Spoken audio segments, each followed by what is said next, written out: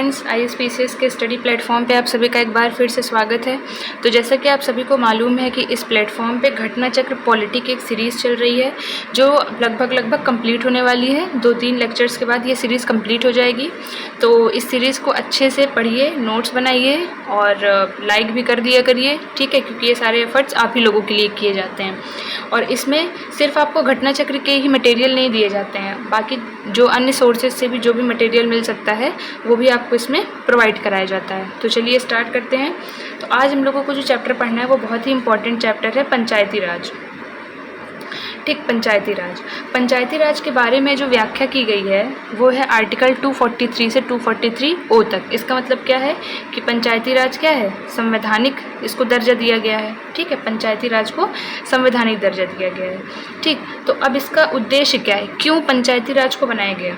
ठीक, ताकि विकास की प्रक्रिया में जन भागीदारी को सुनिश्चित किया जा सके और लोकतांत्रिक विकेंद्रीकरण को भी बढ़ावा दिया जा सके। ठीक है, मतलब जब अगर कोई भी व्यवस्था अगर केंद्रीकृत रहती है तो केंद्रीकृत व्यवस्था में सारे लोगों की भागीदारी को या विकास की प्रक्रिया को बहुत अच्छे से नहीं किया जा सकता। ठीक है, सारे लोगों की भागीदारी को सुनिश्चित नहीं किया जा सकता। तो अगर सबकी भागीदारी को सुनिश्चित करना है, ठीक, किसमें, विकास की प्रक्रिया में, तो क्या कर दो, लोकतांत्रिक विकेंद्रीकरण कर दो। ठीक है, तो उसी के लिए पंचायती राज व्यवस्था की स्थापना की गई थी। ठीक है, सबसे पहले यहाँ देख लीजिए, रिपन जो थे, रिपन के बारे में तो आप लोगों ने पढ़ा होगा। तो रिपन को भारत में स्थानीय स्वशासन का जनक कहा जाता है। ठीक है, अब देखिए इसका शुभारंभ कब हुआ था? तो इसका शुभारंभ हुआ था 2 अक्टूबर 1959 को। प्रधानमंत्री जवाहरलाल नेहरू जी ने राजस्थान के नागौर ज़िले में इसका शुभारंभ भी किया था और लागू भी सबसे पहले यहीं पे हुई थी। उसके बाद कहाँ पे लागू हुई थी? दूसरा कौन सा था राज्य? तो आंध्र प्रदेश। ठीक है, 11 अक्टूबर 1959 को। अब हम लोगों को जो इसमें पढ़ना है वो पढ़ना है महत्वपूर्ण अनुच्छेद। ठीक, टोटल 16 अनुच्छेद हैं, इसलिए आप लोग ध्यान से देखिएगा। जो पहला अनुच्छेद है 243, उसमें परिभाषा दी गई है पंचायती राज की। 243A में ग्राम सभा के गठन की बात की गई है। ठीक, 243B में पंचायतों के गठन की बात की गई है। ठीक, अभी हम लोग देखेंगे ग्राम सभा और पंचायत वगैरह। 243C में पंचायतों की संरचना की बात की गई है। डी में जो सीटों का आरक्षण, ठीक है, किसको कितना आरक्षण दिया जाएगा, ये भी हम लोग अभी आगे बात करेंगे। फिर अवधि कितनी होगी? 5 वर्ष। ठीक, अच्छा, यहाँ पे 2 पॉइंट आपको देखना है। मान लीजिए कि जो ये पंचायती राज व्यवस्था है, ठीक है, जो पंचायत है वो 5 वर्ष से पहले ही विघटित हो गई। ठीक, तो 2 कंडीशन है। अगर विघटित जब हुई है तो जो समय है वो 6 मंथ से ज़्यादा का बचा है, ठीक, तब 6 महीने के अंदर चुनाव करा लेना है। लेकिन मान लीजिए समय बचा है 6 मंथ से कम, मतलब 4 मंथ बचा है, 3 मंथ बचा है, तो फिर उस कंडीशन में दोबारा निर्वाचन, शेष अवधि के लिए निर्वाचन कराने की ज़रूरत नहीं है। अब जब निर्वाचन होगा तो जब इनका 5 साल का कार्यकाल पूरा हो जाएगा, 3-4 महीने बाद जितना भी कार्यकाल बचा है, उसके बाद फिर से नया चुनाव होगा। ठीक है, तो इनके लिए दोबारा चुनाव कराने की ज़रूरत कब नहीं पड़ेगी? जब 6 मंथ से कम का टाइम बचा होगा। 6 मंथ से ज़्यादा का टाइम बचा होगा तब चुनाव कराया जा सकता है। ठीक, यहाँ पे यही लिखा है। अच्छा, 243F में अयोग्यता को बताया गया है। योग्यता देख लेते हैं पहले। योग्यता क्या है कि सदस्य बनने के लिए न्यूनतम उम्र कितना होना चाहिए?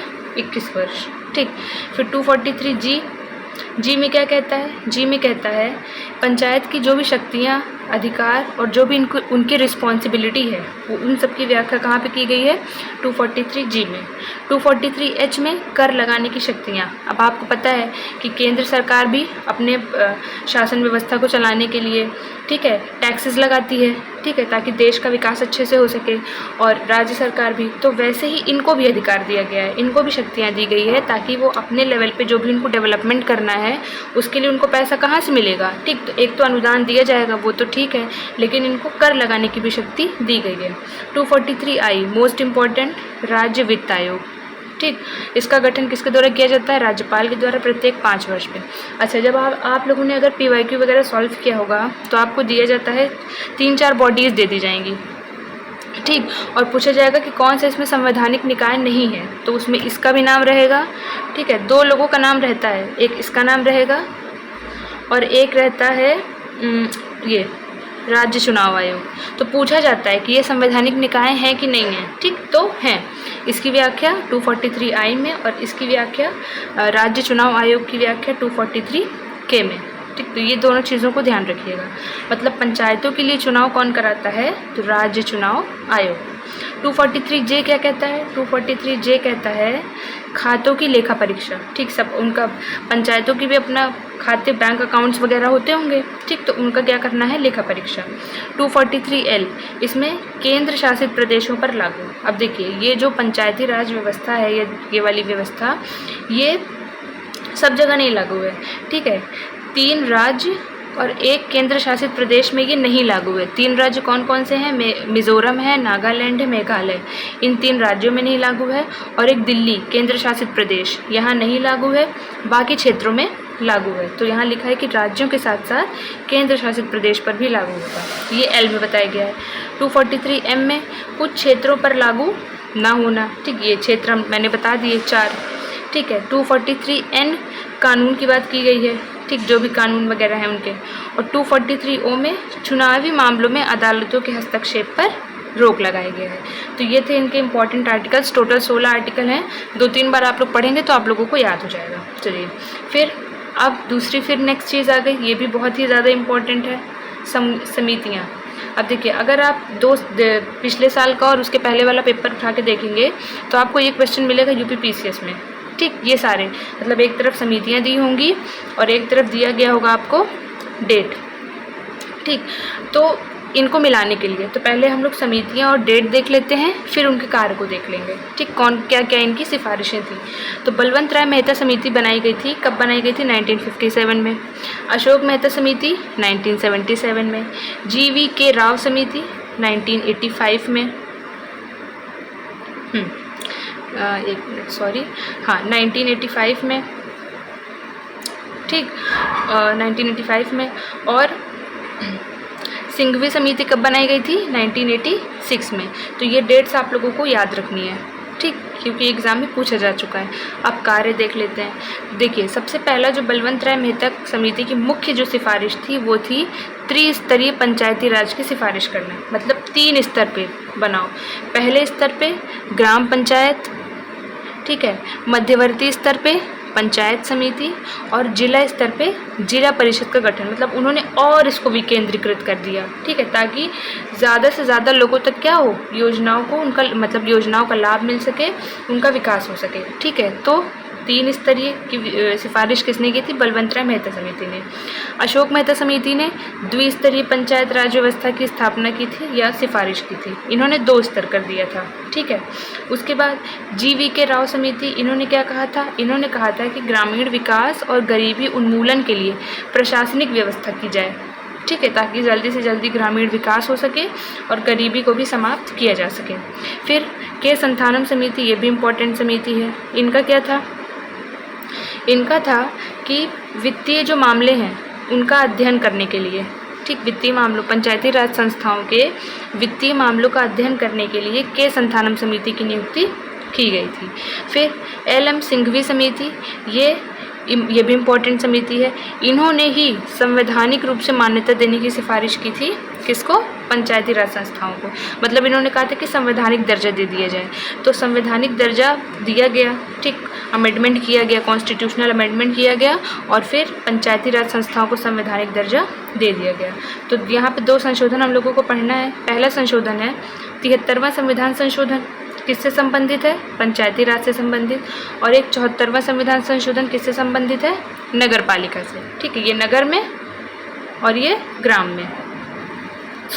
अब देखिए कौन से भाग में इसका उल्लेख है, भाग 9 में, ठीक है, भाग 9 कौन सी अनुसूची, 11। आर्टिकल अभी हम लोग पीछे पढ़ चुके हैं 243 से 243O। और कितने विषयों पर विधि बनाने का अधिकार दिया गया है, 29 विषयों पर, ठीक, ये भी हम लोग पीछे देख चुके हैं, कहाँ कहाँ पे लागू नहीं है, कहाँ कहाँ पे लागू है। ये सबसे इम्पोर्टेंट है। जितनी भी सीटें हैं, ठीक है, यहाँ पे पंचायत में, पंचायती राज में, उसमें 1/3 मतलब 1/3 जो सीट होगी वो किसके लिए आरक्षित की जाएगी, महिलाओं के लिए, ठीक। और ये जो पंचायती राज है इसका कार्यकाल होगा 5 वर्ष के लिए और इनको अनुदान कहाँ से दिया जाएगा, राज्य की संचित निधि से। ठीक है, तो ये हमारा था क्या, ये हमारा था पंचायती राज से संबंधित आर्टिकल और सारे प्रावधान। अब देखिए नगर पालिका से संबंधित क्या है, इसमें जो है वो आर्टिकल 243P से 243ZG तक इसका उल्लेख किया गया है। भाग 9 का से, ठीक, भाग 9 का में, ये भाग 9 है, ये भाग 9 का है, ये अनुसूची 11 है, ये अनुसूची 12 है। इसमें विषय 29 हैं, इसमें कितने विषय हैं, 18, मतलब 18 विषयों पर कानून बनाने का, विधि बनाने का अधिकार इनको दिया गया है। अच्छा, यहाँ पे सीटों में आरक्षण देखा हमने महिलाओं को, ठीक, यहाँ पे जो नगर पालिका है इसमें SC ST को भी आरक्षण दिया गया है। ठीक, इनके लिए भी आरक्षण की व्यवस्था की गई है। ठीक, ये भी सेम है, कार्यकाल इनका भी 5 वर्ष का होगा और इनका भी क्या है, इनके लिए भी वही सेम चीज़ है जो मैंने बताया ना कि अगर विघटन 6 महीने के अंदर हो गया, ठीक, मतलब 6 महीने से कम, अगर मान लीजिए 5 महीने बचा है, 4 महीना बचा है, तब दोबारा चुनाव नहीं कराना है। लेकिन अगर विघटन हो गया और 6 महीने से ज़्यादा का समय बचा है तब चुनाव करा सकते हैं। ठीक, अच्छा, इसमें भी देखिए, इसमें भी 3 स्तर होता है। ठीक, जो ग्रामीण क्षेत्र के नगर होते हैं, ठीक, ऐसे ग्रामीण क्षेत्र जो नगर में परिवर्तित होने वाले हैं। ठीक, कुछ होते हैं ना ग्रामीण क्षेत्र जहाँ थोड़ा थोड़ा डेवलपमेंट होना शुरू हो जाता है, तो ऐसे ग्रामीण क्षेत्र जो नगर में परिवर्तित, जो पूरे तरीके से ग्रामीण है उनके लिए तो पंचायती राज है। ठीक, लेकिन जो नगर में परिवर्तित धीरे धीरे हो रहे हैं वहाँ पे नगर पंचायत होगी। ठीक, छोटे नगर क्षेत्र के लिए और बड़े नगर क्षेत्र के लिए अलग अलग है। छोटे नगर क्षेत्र के लिए नगर परिषद और जो बड़े बड़े नगर क्षेत्र होते हैं वहाँ होता है नगर निगम। ठीक, तो सबसे पहला जो नगर निगम बनाया गया था वो बड़े नगर क्षेत्र में कहाँ पे बनाया गया था, मद्रास में। तो ये आपका पूरा टोटल कंप्लीट हो गया है पंचायती राज। ये बहुत ही इम्पोर्टेंट सेक्शन है, इसको बिल्कुल भी स्किप मत करिएगा, अच्छे से पढ़िए, PYQ जाके लगाइए। ठीक है, और सेशन को लाइक करना मत भूलिएगा। Thank you.